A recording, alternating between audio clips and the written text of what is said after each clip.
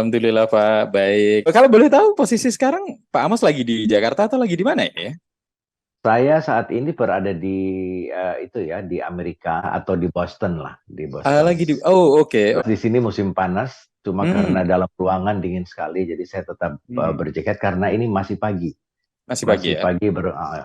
pagi jam 9 dan Hmm. mengikuti diskusi bersama Hasto, seorang pemikir ya, pemikir Terima kasih. politik.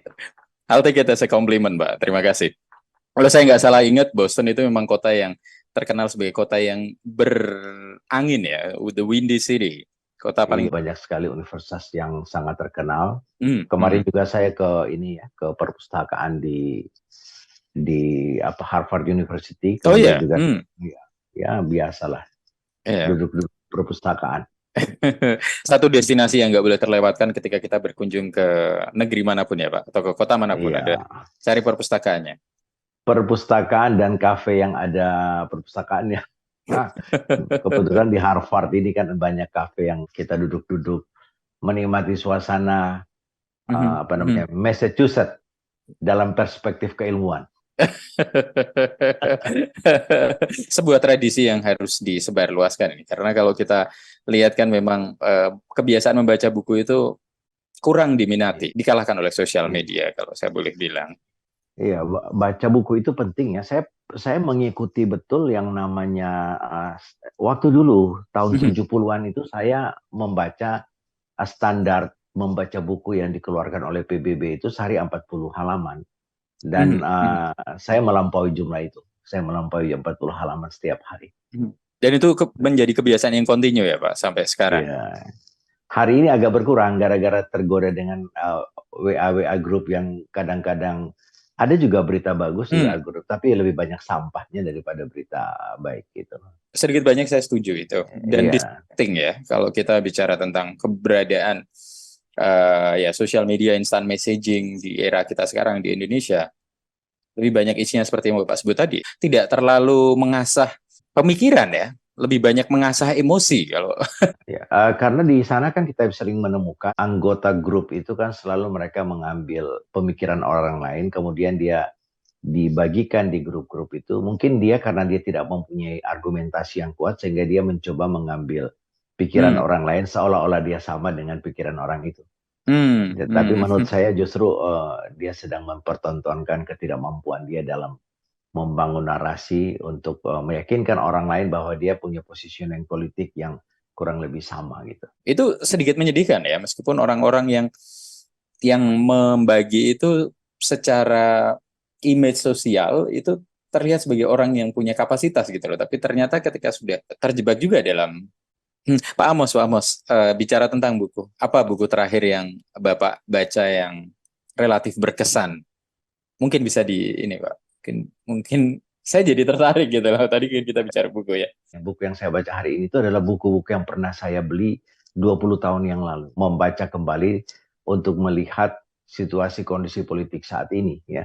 Mhm, mhm, Artinya memang bacaan-bacaan kita yang lama itu masih sangat relevan dengan konteks politik mhm, ataupun mhm, sosial hari ini. Karena memang perpustakaan mini yang saya punya itu lebih banyak diisi oleh aliran-aliran pemikiran. mhm, Dan mhm, akhirnya kita bisa temukan pembelahan di masyarakat itu adalah sebuah aliran pemikiran saja. Kalau kita menjadi orang yang emosional terhadap statement ataupun sikap orang lain, artinya kita tidak terlalu banyak mengenal aliran pemikiran yang membentuk masyarakat kita. Padahal aliran pemikiran itu sudah sejak dulu dari zaman Yunani dan mhm, seterusnya. mhm. Dan perpustakaan itu bukan hanya sekedar membaca, tapi juga ada sebuah suasana kebatinan yang memastikan diri kita bahwa kita tidak jauh dari alam pemikiran di mana negeri ini atau dunia ini dibangun dengan peradaban dari aliran pemikiran Mhm, Barat, Yunani dan Islam itu.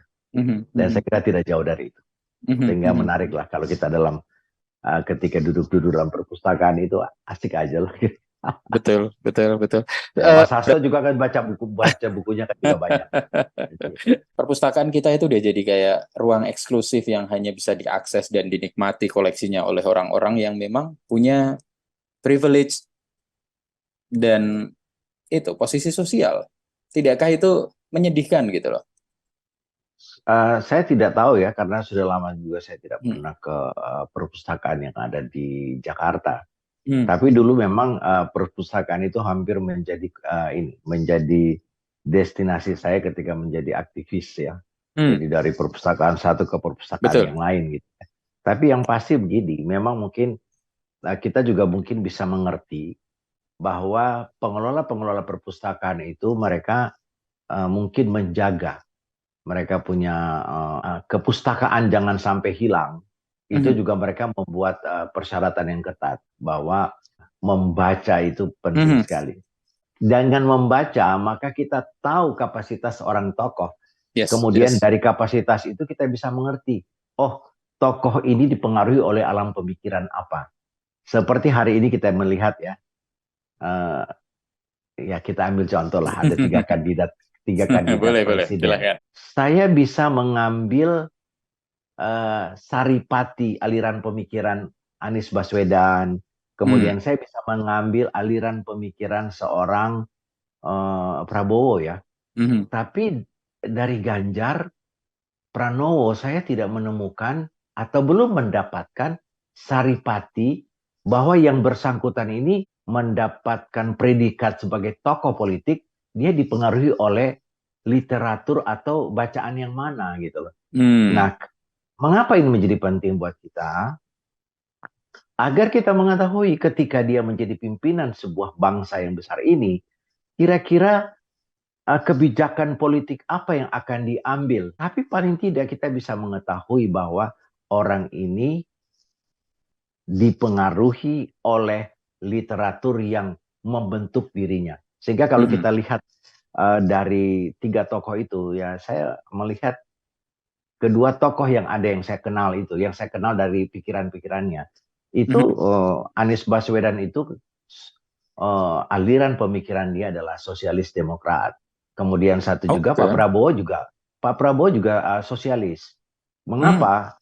Dari mungkin ini tidak banyak diketahui orang ya, Mhm. bahwa Mhm. sesungguhnya Gerindra itu adalah sebuah gerakan membumikan pikiran-pikirannya tokoh-tokokoh sosialis ya, diantaranya adalah Pak Sumitro Yes. Djohadikusumo.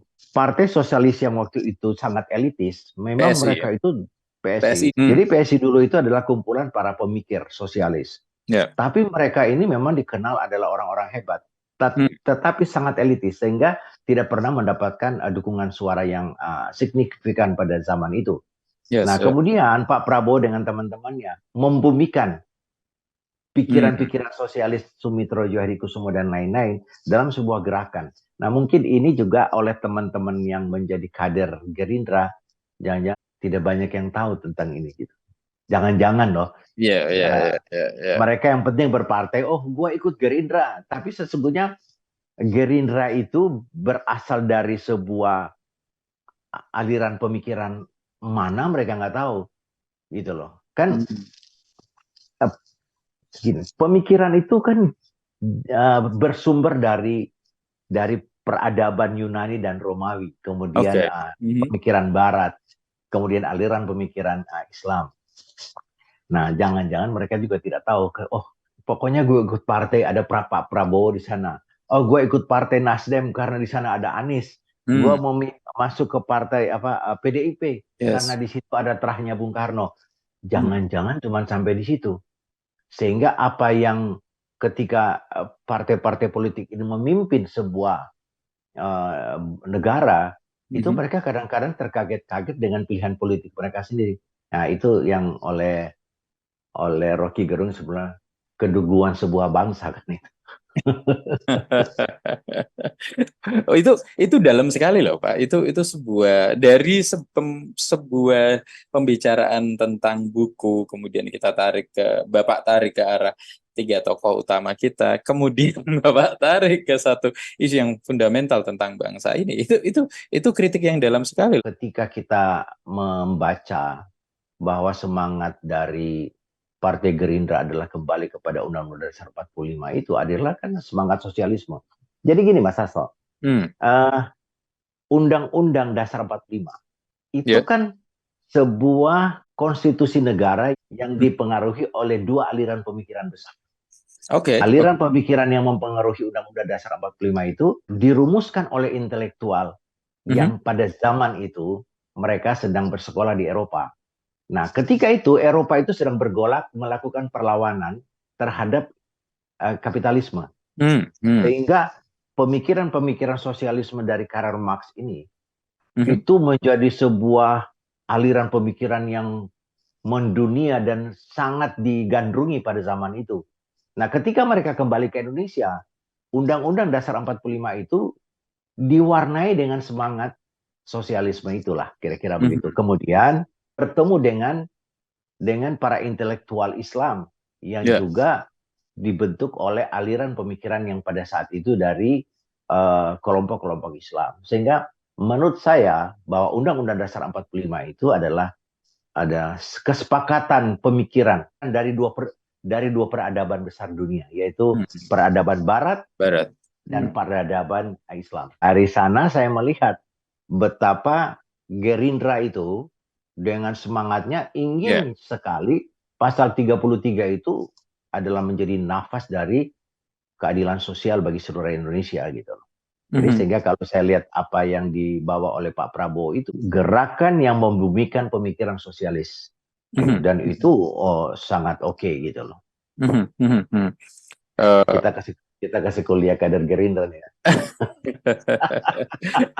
Iya, saya juga penasaran apakah apa namanya ideologi macam ini itu didiskusikan juga di dalam internal partai-partai besar maupun kecil yang ada di tanah air ya. Karena kalau kita lihat juga dalam prakteknya kan sering sekali terjadi di mana tokoh partai yang menjabat maupun yang tidak menjabat, ketika mereka menanggapi satu isu, kemudian menanggapi isu yang lain dan yang lain dan yang lain, itu seringkali bertentangan dan seakan-akan reaktif saja, impulsif terhadap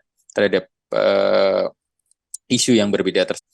Tapi once yang kita sering lihat di politik tanah air, tokoh dari sebuah partai yang mengklaim membawa sebuah ideologi tertentu atau mengusung ideologi tertentu, ketika merespon satu fenomena atau satu isu, itu ketika diamati tidak nampak gitu loh kacamata ideologinya dalam respon tersebut, dan itu menjadikan publik atau sebagian dari kita bertanya-tanya, ini sebenarnya ada nggak sih ideologi politik di belakang sebuah partai politik di Indonesia? Atau mungkin seperti yang Bapak sampaikan tadi ya, bahwa banyak orang berpolitik itu atau bergabung ke dalam partai cuma sekedar, saya mau ikut partai X karena ada Bapak Y atau ada Ibu X atau ada sesuatu gitu loh. Bukan karena ideologi.